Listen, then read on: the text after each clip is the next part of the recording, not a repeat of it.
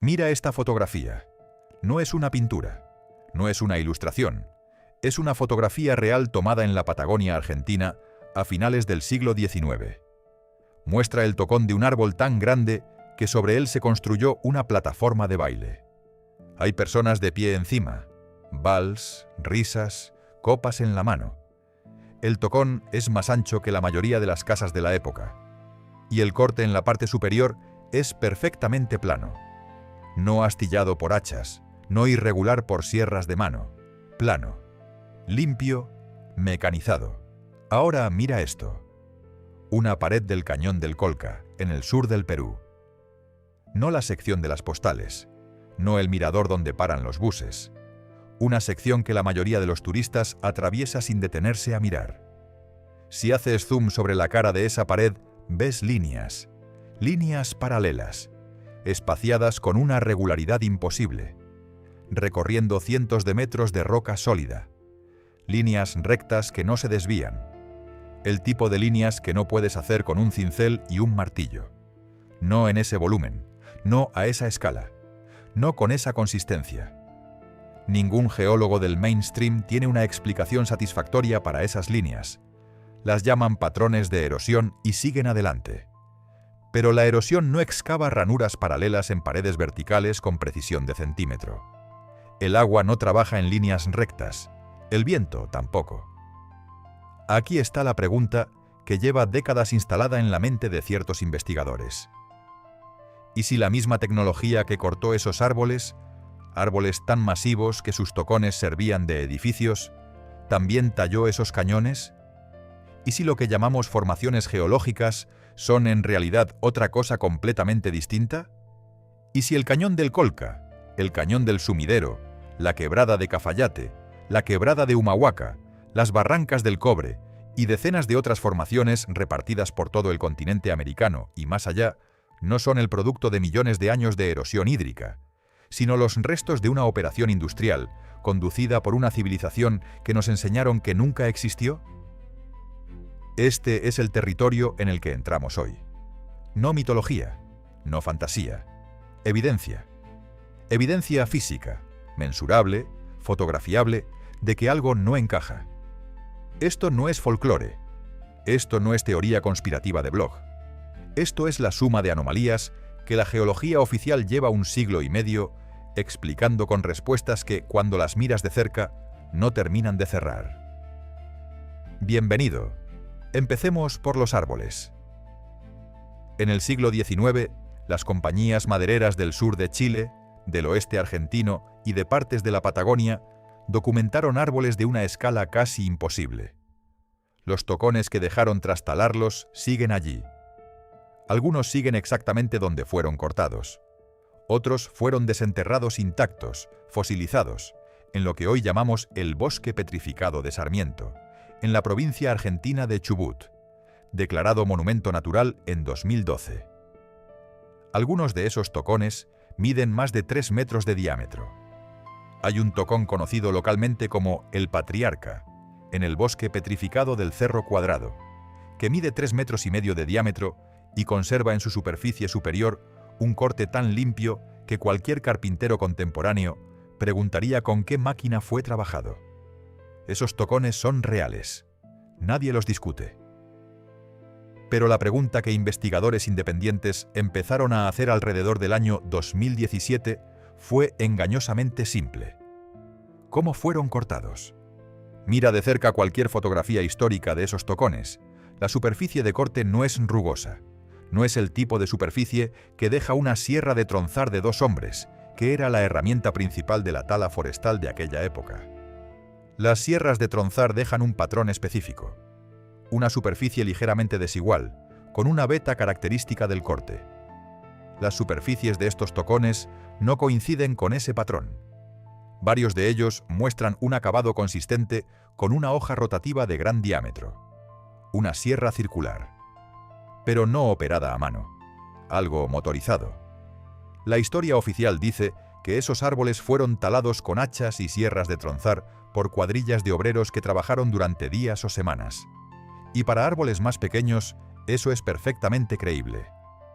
Para árboles de 3,5 metros de diámetro, Las matemáticas no funcionan. Una sierra de tronzar estándar de finales del siglo XIX medía como máximo 3,5 metros de longitud. No puedes usar una sierra de 3,5 metros para talar un árbol con un tronco de 3,5 metros de diámetro. La geometría es imposible. La sierra no puede alcanzar el centro. Los dientes se atascan antes de llegar a la mitad. La cuadrilla puede cortar desde 2 lados, sí. Pero la zona central, el corazón del tronco, queda fuera del alcance. Esto es lógica básica de carpintería. Y los historiadores del mainstream nunca han ofrecido una respuesta satisfactoria. Sugieren que las cuadrillas trabajaron por etapas, usando andamios y plataformas en árbol, ascendiendo cortes laterales, subiendo en escala. Pero nadie ha demostrado nunca ese método a esa escala. No existe documentación del proceso real de tala para los ejemplares más grandes. Solo los tocones, sentados allí, cortados limpios. Y una historia oficial que deja de hacer preguntas. En 1898, el periódico bonaerense La Nación publicó una nota breve sobre la tala del que llamaron el árbol más grande jamás documentado en la cordillera austral. El artículo describía un tronco que requirió a 12 hombres trabajando durante una semana. La fotografía adjunta mostraba el tocón. La fotografía no encaja con la descripción.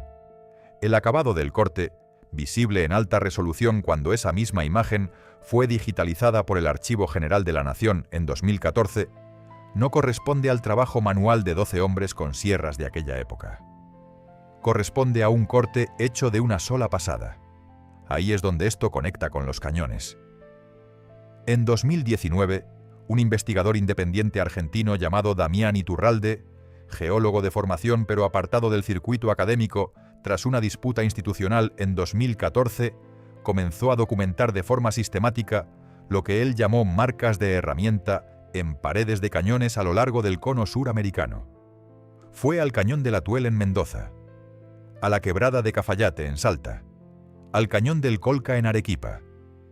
Sus hallazgos circularon en pequeños círculos de investigación independiente durante 2 años antes de llegar a investigadores europeos que identificaron características similares en los sistemas de cañones del sur de España, de Turquía y de la región del Cáucaso. Las marcas siguen un patrón consistente. Aparecen en paredes verticales o casi verticales. Son paralelas, horizontales, espaciadas con una regularidad casi exacta. A menudo aparecen en secciones, como si lo que las hizo se desplazara lateralmente a lo largo de la cara de la roca. Y lo más importante, aparecen en las secciones más duras de la roca, no en las más blandas.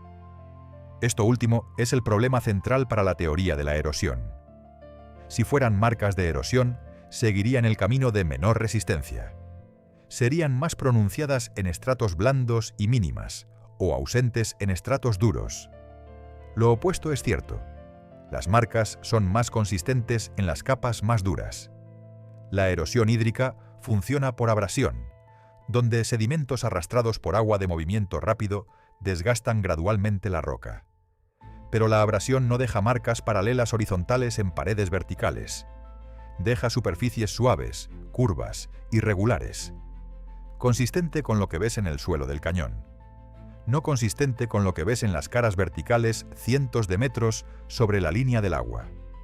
Y son esas caras superiores el problema. No deberían tener marcas de herramienta, y sin embargo las tienen. Los geólogos a quienes se les ha preguntado por esto suelen ofrecer una de 2 respuestas. La primera es que las marcas son fracturación natural, un proceso por el cual la roca se fractura a lo largo de planos paralelos por cambios de presión durante levantamientos geológicos. La segunda es erosión diferencial, donde capas de dureza distinta se erosionan a velocidades distintas, creando una apariencia escalonada o rayada. Ambas explicaciones aplican a ciertas formaciones, pero ninguna explica completamente lo que es visible en las secciones de granito y cuarcita duros, donde las marcas atraviesan los planos de estratificación natural en lugar de seguirlos. La fracturación natural sigue la estructura interna de la roca. Estas marcas no. Están impuestas desde fuera. Esa es una distinción crítica. Hablemos de Petra. Petra, en la actual Jordania, es uno de los sitios antiguos más estudiados del planeta. La explicación convencional dice que el pueblo nabateo, una tribu árabe nómada, talló esta ciudad entera en los acantilados de arenisca a Sintosenta, a partir del siglo IV a.C. Usaron herramientas de mano, cinceles, martillos, posiblemente implementos de bronce, y crearon, según esta historia, miles de habitaciones, templos, tumbas y corredores con paredes lisas, suelos nivelados y puertas cortadas con precisión. Todo sin herramientas eléctricas, sin maquinaria. Y lo más significativo, sin dejar tras de sí las cantidades masivas de escombro que tal operación habría generado. Las prospecciones arqueológicas en Petra no han encontrado depósitos de cascote consistentes con extracción manual a la escala que el sitio representa.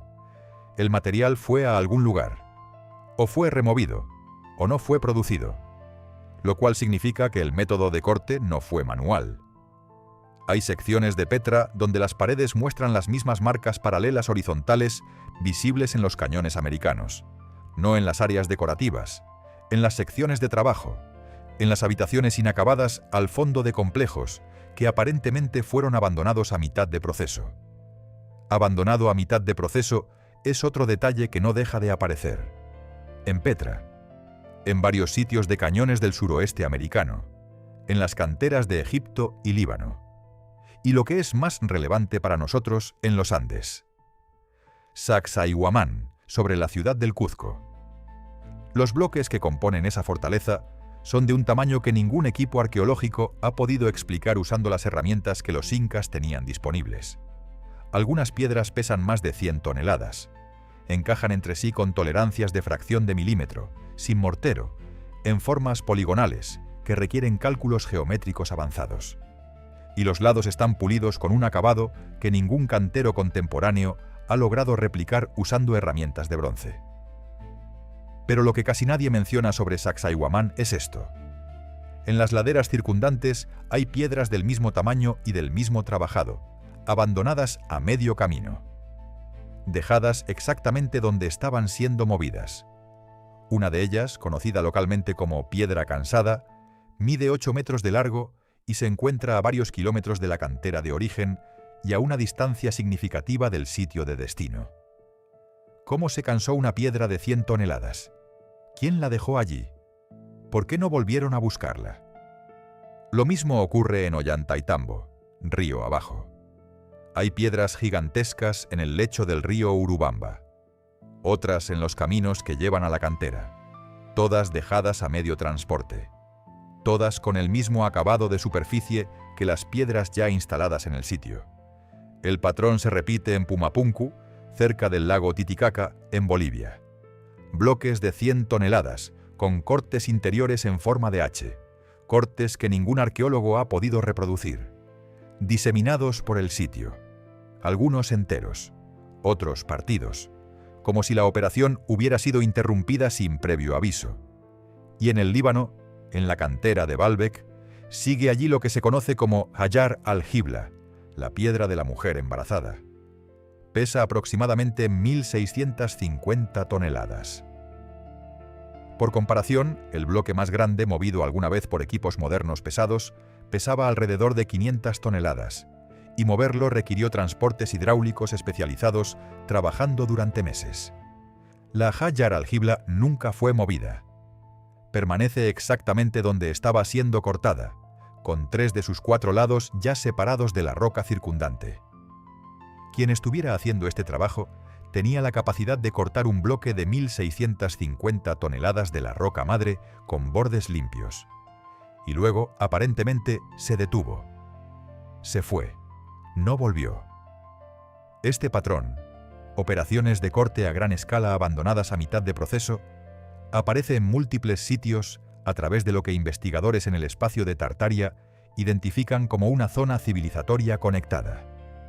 Los Andes, Mesoamérica, Europa Occidental, Mediterráneo Oriental, Asia Central. Los mismos métodos, las mismas marcas, la misma interrupción súbita. Volvamos ahora a los árboles. Existe una teoría, desarrollada por múltiples investigadores a lo largo de los últimos años, que sostiene que lo que llamamos montañas y cañones en ciertas regiones no son formaciones geológicas en el sentido convencional. Son los restos de estructuras biológicas. Específicamente, los tocones y sistemas de raíces de árboles a una escala para la cual ya no tenemos punto de referencia, porque nada vivo hoy se acerca a ese tamaño. Aquí es donde mucha gente deja de escuchar. Suena demasiado extremo. Pero considera lo que ya sabemos. Los árboles que fueron talados en el siglo XIX eran genuinamente enormes. Las araucarias y los alerces patagónicos vivos hoy son los supervivientes, versiones reducidas de especies que fueron mucho más extendidas y mucho más grandes antes de la tala industrial. Lo que llamamos alerces gigantes hoy, los que los turistas fotografían en el Parque Nacional Los Alerces, pueden ser juveniles comparados con lo que existió hace varios siglos. Los tocones en las fotografías madereras están cortados en la base, que es típicamente la parte más estrecha del tronco. El árbol por encima de ese corte habría sido más alto y más ancho que cualquier cosa que hoy consideremos posible para un organismo vivo.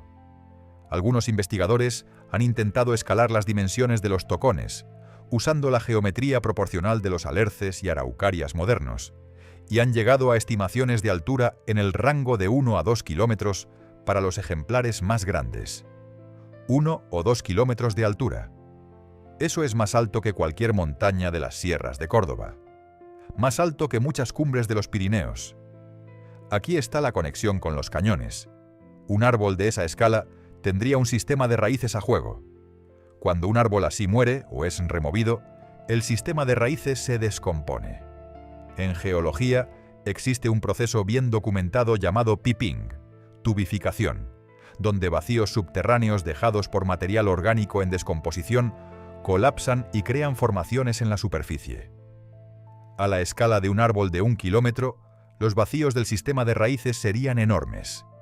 Su colapso produciría formaciones que se ven exactamente como cañones angostos, sistemas ramificados de cañones y los corredores estrechos distintivos que se encuentran en lugares como el Cañón del Sumidero en Chiapas, donde las paredes se elevan más de 1 kilómetro de altura prácticamente verticales, con una geometría que ningún río puede explicar. El Cañón del Sumidero no parece haber sido tallado por agua. Párate dentro de él en un bote turístico y mira las paredes. Curvan, espiralan, tienen apariencia orgánica, parecen el interior de un molde, un espacio que algo grande ocupó alguna vez y luego abandonó. Las curvas no son aleatorias. Tienen una consistencia que coincide con la geometría ramificada de las estructuras radiculares. Las marcas de herramienta en las paredes del cañón, en este marco interpretativo, no son marcas de una operación de cantería. Son marcas de cualquiera que haya sido el proceso utilizado para remover el material orgánico en descomposición. La misma tecnología rotativa de corte que taló los árboles gigantes fue también la que se usó para procesar los restos del sistema de raíces, para cortar y remover el material en secciones. Las marcas en las paredes son de ese proceso. Las paredes mismas son las superficies interiores de espacios que alguna vez estuvieron llenos. Esto es especulativo. Hay que decirlo claramente. No existe un espécimen físico de una raíz de árbol a escala de 1 kilómetro. No existe documentación directa de la operación de corte. Lo que existe es una convergencia de anomalías que individualmente tienen explicaciones convencionales, pero que juntas no encajan limpiamente en ningún marco aceptado. Las marcas de herramienta existen. Eso es verificable. Los cortes anómalos en los tocones existen. Eso es verificable. Los escombros faltantes en Petra y en Baalbek existen como ausencia, lo cual es más difícil de verificar, pero es documentable a través de los registros arqueológicos. El abandono súbito de operaciones de corte a gran escala a través de múltiples continentes es un patrón visible en el registro físico. ¿Qué causó este abandono? ¿Qué detuvo a quien sea que estuviera operando a esta escala? El marco tartárico sugiere un evento de reset dentro de los últimos pocos cientos a quizás unos pocos miles de años, cuando una civilización de capacidad tecnológica significativa fue destruida o desmantelada, su infraestructura absorbida y explicada lejos por lo que vino después. Los conquistadores españoles llegaron a los Andes en 1532. Encontraron Sacsayhuamán ya construido. Encontraron Ollantaytambo ya construido. Encontraron las piedras abandonadas en los caminos. Los cronistas españoles preguntaron a los incas quién había construido todo aquello. Los incas, según múltiples crónicas, respondieron que no lo sabían, que esas estructuras ya estaban allí cuando ellos llegaron, que las habían encontrado. La evidencia se extiende más allá de las paredes de cañones, a anomalías en registros históricos, líneas de tiempo de construcción de ciudades que no coinciden con sus requisitos de mano de obra, y estilos arquitectónicos que aparecen completamente formados sin ningún período de desarrollo documentado. Nada de esto es prueba. La prueba requeriría acceso a la documentación original, a las máquinas originales, o a un espécimen físico que conecte directamente el proceso de formación del cañón con una operación humana o cuasi humana. Ninguno de esos existe a la vista pública. Lo que existe es el peso acumulativo de las anomalías mismas. Párate al borde del cañón del Colca. Mira las paredes verticales. Encuentra una sección con esas marcas paralelas horizontales. Pregúntale al próximo guía local que veas que te las explique con precisión. Mira lo que ocurre. Recibirás la respuesta de erosión, entregada con confianza completa. Haz una pregunta de seguimiento sobre por qué las marcas aparecen en las capas de roca más duras y no en las más blandas. Mira hasta dónde aguanta esa confianza.